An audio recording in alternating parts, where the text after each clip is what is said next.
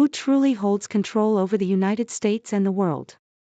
Capitalism, as it was once known, has come to an end, giving way to a new form of digital servitude. In this analysis, our focus is on the struggle for the future of civilization. So, who are the real owners of the United States?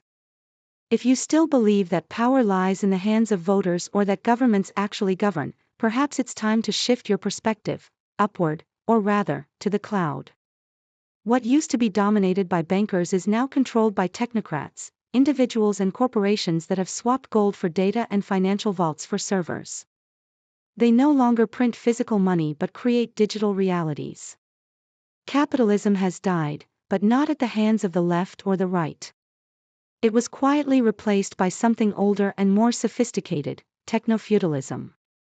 In this system, the new feudal lords don't wear crowns but algorithms, and their castles are the digital clouds surrounding the planet. Economist Ian Verifax called this phenomenon the death of capitalism. According to him, major platforms like Amazon, Google, Apple, and Meta do not compete with each other. They govern vast digital territories where we work, produce, and consume, paying invisible taxes in the form of data. Said Duran adds that capital has become infrastructure, profit has been replaced by informational rent, and every click has become a form of modern tribute. We live within a market that is no longer a market but a global corporate fiefdom, and this trend will only intensify, as we will explore here. But this power is not only economic, it is also political. Thinker Curter, who coined the concept of neo-cameralism, argues that democracy is an illusion, a system where citizens think they are owners but are actually treated as products. For him, the state should operate like a private corporation led by a sovereign CEO. This is the return of feudalism, now managed by technocrats. The old alliance between bankers and governments has transformed into a fusion of technology and absolute power, the empire of the cloud.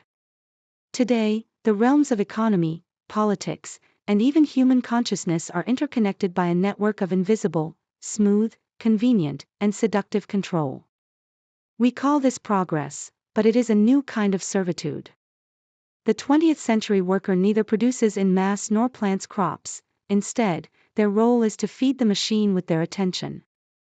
Social networks know what we desire even before we realize our own feelings.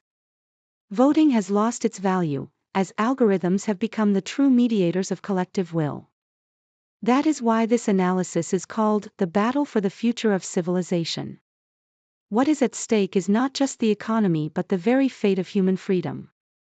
The conflict is not between left and right but between humans and the system that aims to replace them.